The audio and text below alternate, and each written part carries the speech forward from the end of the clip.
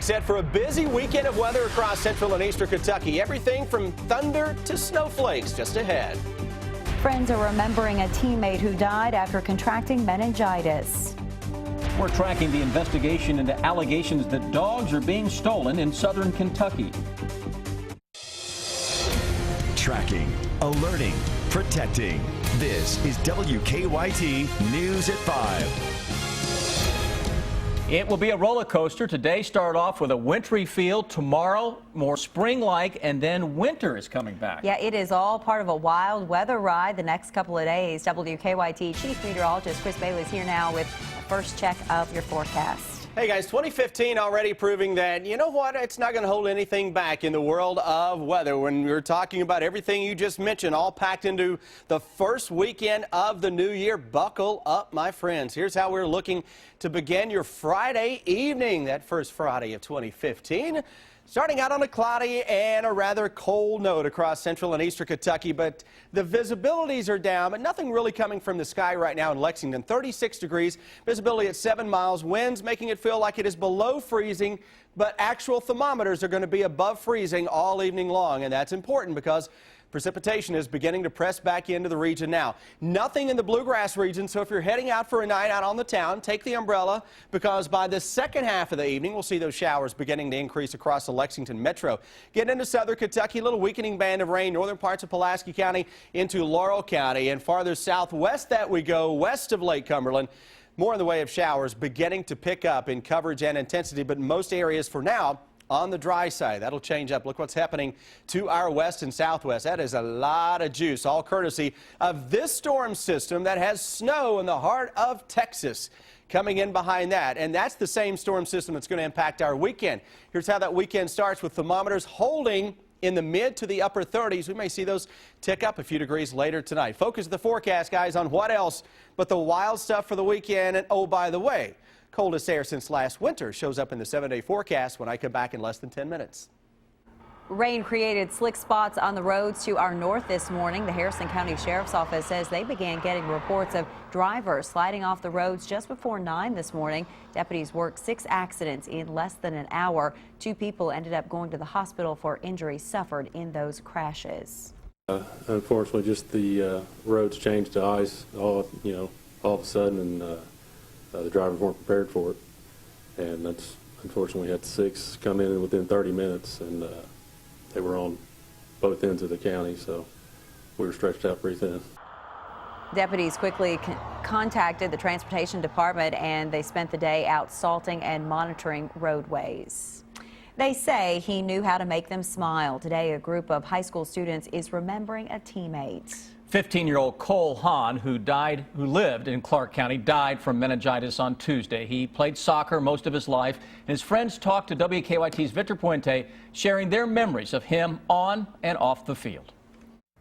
The young men who played soccer with Cole Hahn tell me he'll be missed not only for his ability on the field, but also for his ability to make them laugh off of it. He was just a spark on the field. There was just nothing about him that was dull. 4 of Cole Hahn's teammates spoke to me this afternoon, just hours before his visitation. They say they're still coming to grips with the fact that he's gone.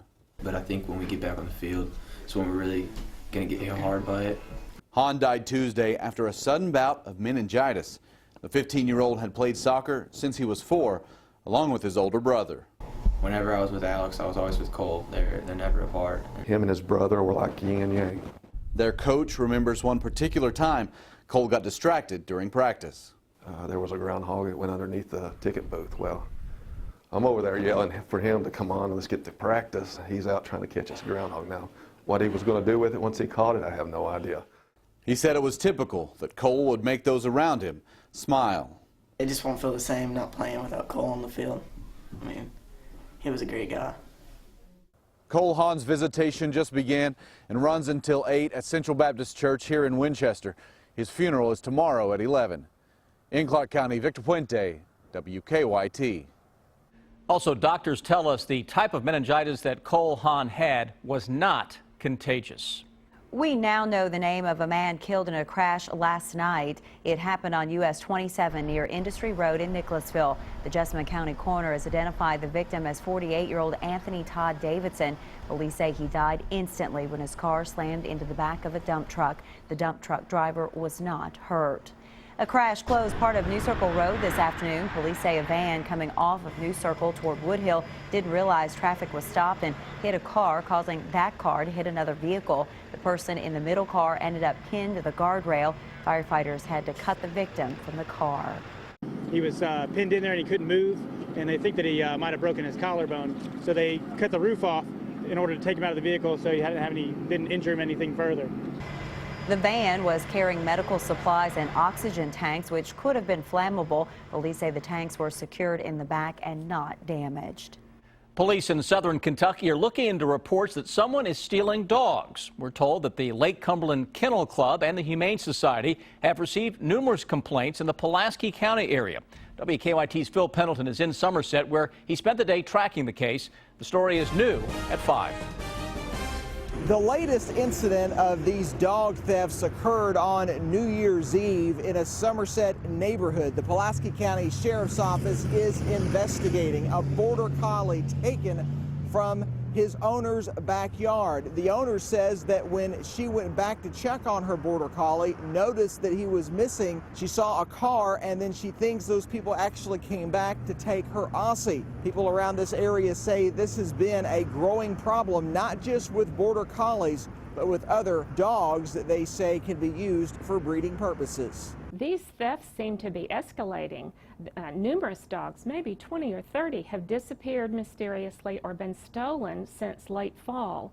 And the thieves seem to be becoming more and more brazen and coming right up to someone's backyard and getting a fenced-in dog when it's clear the owner is up and lights are on is pretty brazen. And again, I mentioned the border collie Jay that was stolen, and coming up at 6 o'clock, you're going to see how this story has a happy ending. For now in Pulaski County, Phil Pendleton, WKYT.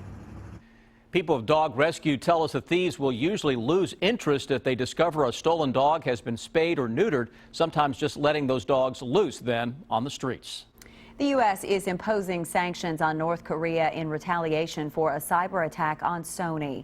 President Obama signed an executive order authorizing the sanctions today. The sanctions affect 3 North Korean entities and 10 people who work for them or the government. The White House says this is the first part of the U.S. response to the Sony incident. Officials continue to search hundreds of square nautical miles in an effort to find more bodies and debris from Air Asia Flight 8501. So far, 30 bodies have been recovered and 4 have been identified. Sunlin Certified is tracking the situation from Washington. Another casket arrives, a hug, a pause for prayer. In Surabaya, this is the heartbreaking pattern the families of those on Flight 8501 face as each body is found in the Java Sea. Among the victims, a 22-year-old flight attendant, Karonisa Haider Fauzi, known as Nisa. Her family says she had an adventurous spirit which drove her dream of becoming a flight attendant. She knew the risk, but she loved this. It was her dream. She loved traveling. But as some families say goodbye, others are locked in an agonizing wait. Most of the 162 on board still remain missing. Some of us got sick. Even one of my brothers is hospitalized yesterday. So we're just kinda in the stage that, we just hope everything is gonna end soon. At sea, the search continues with crews battling tough weather conditions with waves as high as 13 feet. Search teams are now focused on a 2,000 square mile zone, an area roughly the size of Long Island. The most recent find, something that resembles a window pane, according to Singapore's defense minister. But time is ticking to find the aircraft's cockpit voice and flight data recorders, the so-called black boxes. The Panger batteries, which send acoustic signals for detection, have just over 3 weeks of battery life left. With batteries drained, they'll go silent. I'm Sunlin Sarfati reporting. Ships from the U.S. and 3 other countries are now helping in that search. An early morning crash took the life of a Central Kentucky man. Our county-by-county coverage begins in Grant County. State police say a Dodge Durango crossed the center line of Owenton Road in Grant County about 7:45 and hit a pickup. Jeffrey Adams, a passenger in that Durango, died at the scene. He was from Sadie'ville in Scott County. The driver, Amy Lemons, was taken to UK Hospital for her injuries. The pickup driver went to a nearby hospital. And in Lincoln County, the Stanford City Council will meet next week to name a new mayor.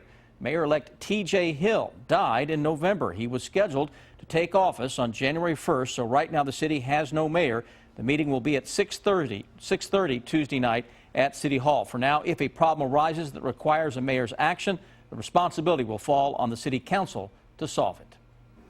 Winter weather is being blamed for 2 pileups involving 35 cars. The accident started around 9:45 this morning on I-93 in Ashland, New Hampshire. There were fast-moving snow squalls at the time. Several people were injured, but none of those injuries were considered life-threatening. Winter weather also caused problems in the Midwest today. Icy conditions caused a fire truck to overturn in St. Clair, Missouri. 2 firefighters were injured in the accidents. Those injuries were just minor. The man who shot President Ronald Reagan will not face new charges in the death of the president's former press secretary. James Brady suffered debilitating injuries in the shooting. When he died in August, the medical examiner ruled his death a homicide. John Hinckley was found not guilty by reason of insanity in the shooting of President Reagan and 3 other people. U.S. attorneys say they chose not to charge him in Brady's death, in part because they're not allowed to argue that Hinckley was sane at the time of the shootings. Congress reconvenes Tuesday in Washington. A Senate committee meeting is already on the calendar for Wednesday to discuss the controversial Keystone XL pipeline. The Senate failed to pass the measure in November by just 1 vote. Since the new Congress is mostly Republican, it stands a much better chance of passing this time. This could be a showdown that we haven't seen often, with the president vetoing it and then it going to be back on Congress whether they can override the president's veto. The House will also consider defining full-time work as 40 hours a week. It's been a big issue with the new health care law, but some employers have cut hours to try and avoid the mandates. Many Americans could be in for an expensive surprise this tax season, a dramatic decrease in their refund. Those who received subsidies under the Affordable Care Act could owe the IRS because the credits were too large. The reason? Those enrolled had to estimate their 2014 income and didn't know exactly what they would earn. Elvis fans have a rare chance to own a piece of pop culture history. The singer's private planes, Lisa Marie and Hound Dog 2, are going up for auction. The planes are being auctioned as a package deal, so you have to buy both of them. They're only for display and cannot be flown. Bidding starts today and ends in early February. It is time now for better living, health, education, and consumer news that impacts your life. The cost of breakfast is on the rise thanks to a new law in California.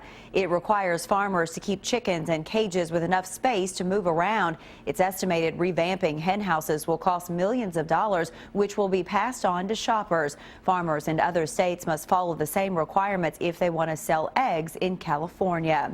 GM closed out the year with yet another recall. The automaker is recalling more than 92,000 full-size trucks and SUVs. The problem is a defect in ignition lock systems. The recall includes the Chevy Silverado, Avalanche, and Cadillac Escalade. No crashes or injuries have been reported. Companies plan to ring in the new year with more job openings. According to Career Builder, more than a third of employers expect to add full-time employees in 2015. It's the best outlook since 2006. They also expect to increase salaries. Some of the best industries for job hires include science and technology. And new research from Johns Hopkins finds 2/3 of all adult cancers are a result of bad luck. Researchers say some cancers are due to the environment or inherited genes, but most are the result of random stem cell mutations. They say bad lifestyle choices can increase mutations as well. Health experts recommend adults eat about 2 cups of fruits and up to 3 cups of vegetables each day. Often we're encouraged to reach for ones that are rich and deep in color, but as Holly Furfer shows us, the winter months offer other produce options that aren't as flashy but still good for our health. We often hear the more colorful your produce, the healthier. But winter whites, fruits and vegetables that are pale in color are packed with healthy nutrients as well. Veggies such as white potatoes, cauliflower, turnips, onions, garlic, and even parsnips, which look a lot like a white carrot. They offer vitamins and nutrients, but they also have some compounds in them that help to fight cancer, fight heart disease, as well as keep your blood pressure in check, as well as cholesterol levels. And though potatoes often get a bad rap, it's what we put on them, not the vegetable itself, that's an issue. White potatoes are virtually fat-free. They're also a good source of vitamin C and a great source of potassium, which helps to lower blood pressure levels. Moore says garlic contains a compound that has been shown to reduce the risk for prostate and stomach cancer. And onions have nutrients that help with digestion. And when it comes to winter white fruits, top of the list are the pale flesh fruits, such as apples and pears. There's some studies to show that eating an apple or a pear per day can help to lower the risk of stroke. We can get most produce year-round, but when we buy what's in season, it's usually cheaper and tastes better. For today's Health Minute, I'm Holly Furfer. And for more health, education, and consumer news, just go to WKYT.com and click on Better Living.